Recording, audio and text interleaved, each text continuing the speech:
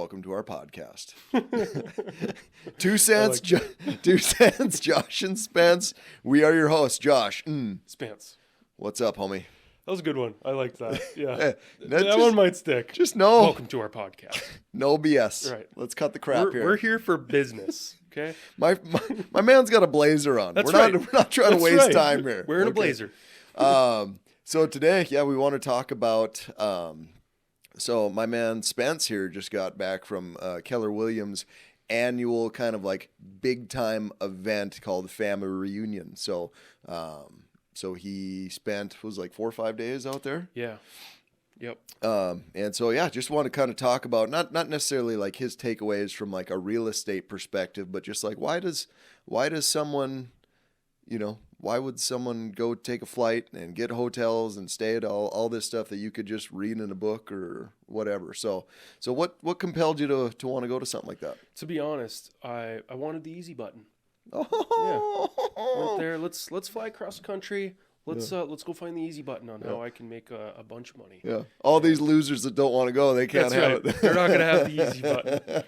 But for real, like that's a big reason. And I mean, yeah, it isn't there. Spoiler alert, there is no easy button. So we'll kind of get into it more. But yeah, obviously you helped me out and transferred your ticket to me because you weren't going to go. So I plan to go every year now because I don't say this lightly. It was a life-changing week. Okay, I mean, well, let's expand on that because you just said 2 things there. I want the easy button. That's why I went, and I didn't find it.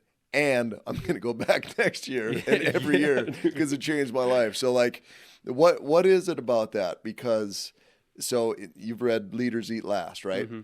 Yep. So in there, he tells a story about there's like these tech guys or like these gamer guys or whatever.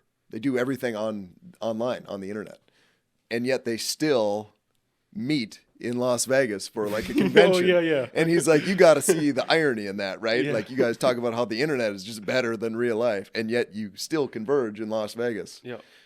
Why? So I don't know what it is, and it's like I went there and the stuff that I learned, like I've already learned it.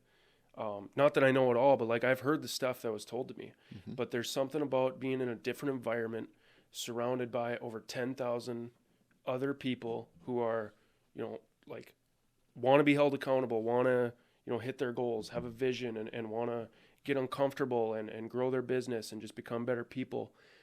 There's something about being in that type of environment where the words that are told to you, they just hit different.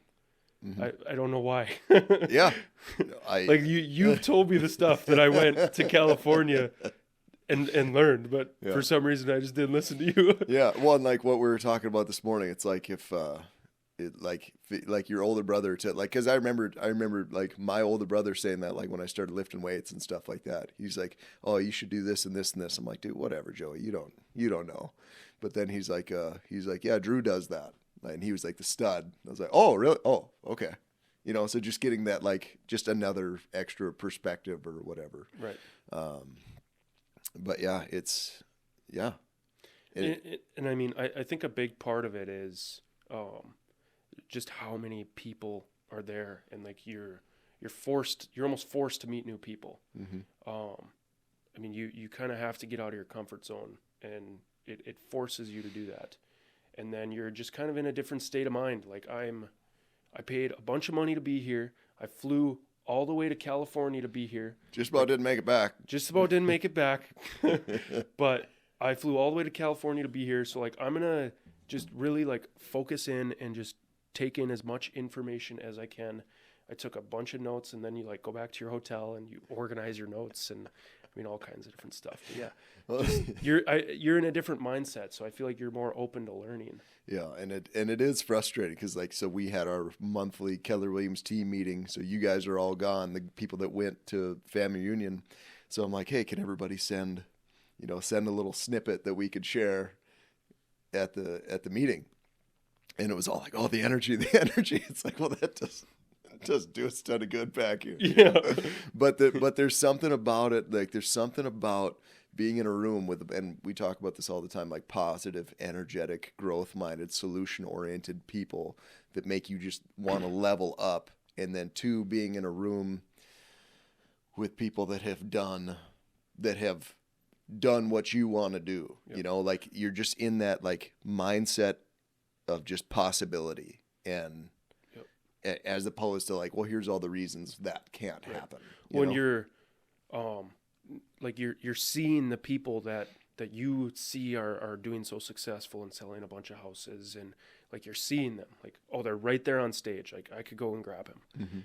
So that makes it more real. But you're also, I think when you go to something like that, you go in and it's like, okay, I am here to learn.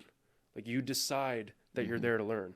Where if someone just tells you something, it's like, well, I didn't ask for that. Right. So I didn't ask for you to teach me. So I think it just kind of puts you in a different headspace. That like when the student is ready, the master will appear, sort of thing. And then 2, in order to make it what it's supposed to be, like you have to go in there with that mindset. Like, yeah, I'm here to like be laser focused and learn and take a bunch of stuff back, as opposed to, because like, there's been times where people have gone to stuff like that. And they're like, how was the convention? Be like, oh yeah, it was a ton of fun. We were at the pool all day.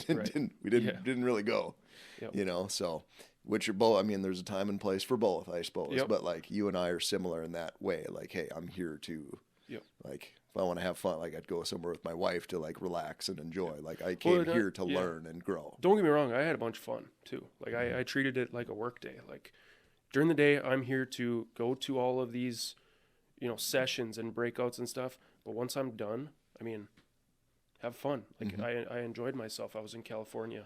I lived with the homeless people. So I told you about it, but I took the bus back to my hotel, which was about a 30-minute bus ride. Well, you guys, a bus, I thought it was a light rail or like a, you know what I mean? Like a subway. Those are different. Okay. But a bus, I mean it. I was the only non-homeless person on this bus. I feel like we need to have a Spencer's views do not reflect the opinions of 2 cents. I love homeless people. Okay, I do, but sometimes they smell like pee, and I don't like that. And when you are the only non-homeless person and you're wearing a blazer, surrounded by people with, you know, no shoes, they smell like pee. I mean, love homeless people, but don't take the bus is what I'm saying.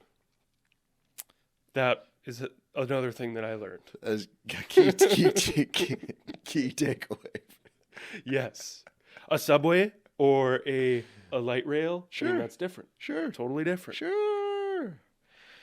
Oh, but man. It costs $1 to take the bus anywhere you want in the whole city. So I don't know what I was thinking. I don't know what to say. Like, I don't want to leave you out on this limb right now. Okay, I have to tell this. I did meet a really cool homeless guy. Heck yeah. But it was tough because he was from Denver, and he actually, he said he used to be a real estate agent, so he knows a bunch of realtors and stuff. And he was, you know, hyping me up, like, you're doing great. Don't do what I did. You know, I got really into heroin, and I was like, okay. But eventually he got to saying, he was like, I know, like, all the agents in Denver. Like, do you want me to just, like, introduce you? And I was like, yeah, like, how do I get a hold of you? And I couldn't because he doesn't have cell phones, so I felt really bad after that. Those are wild.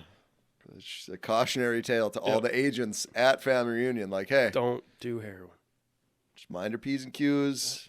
Take it easy on the heroin. Yep.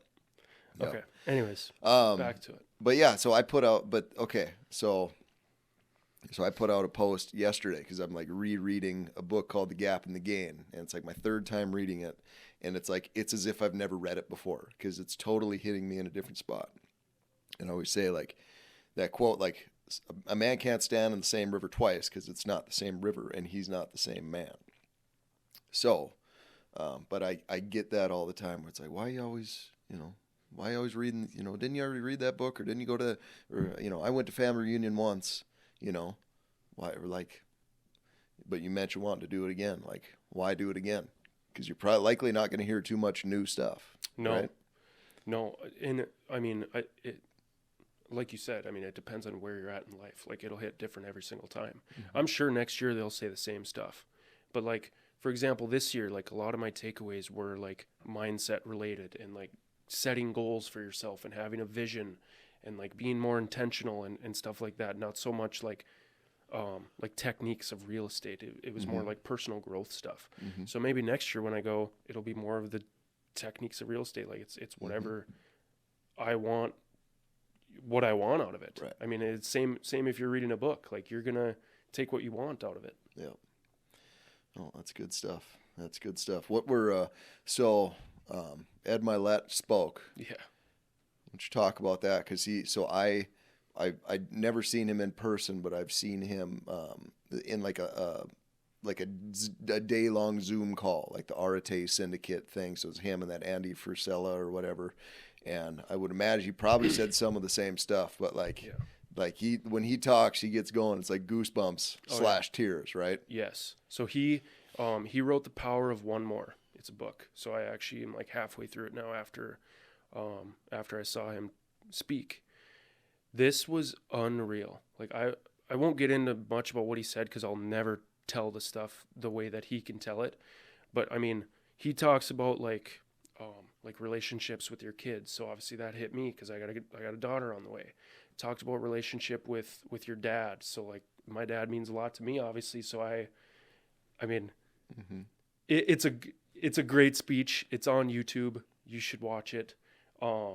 I was literally like sobbing, like a baby. Like, it was wild. Like, I just had chills, and I mean, it's all about, you got to read the book, but The Power of Doing One More. So no matter what, you can always do one more. Yeah, because that's where a lot of that compound stuff works. So it's easy to use the example of exercise. So if you do like Muhammad Ali used to say that, they'd be like, how many sit-ups do you do? He's like, I don't know. I don't count until they start hurting, because that's when they start to count, that's where all the growth happens, is that one more rep, or one more cold call, or one more whatever. But yeah, my biggest takeaway, and it comes from like it's a bold law. Like, people grow into the conversations you have around them.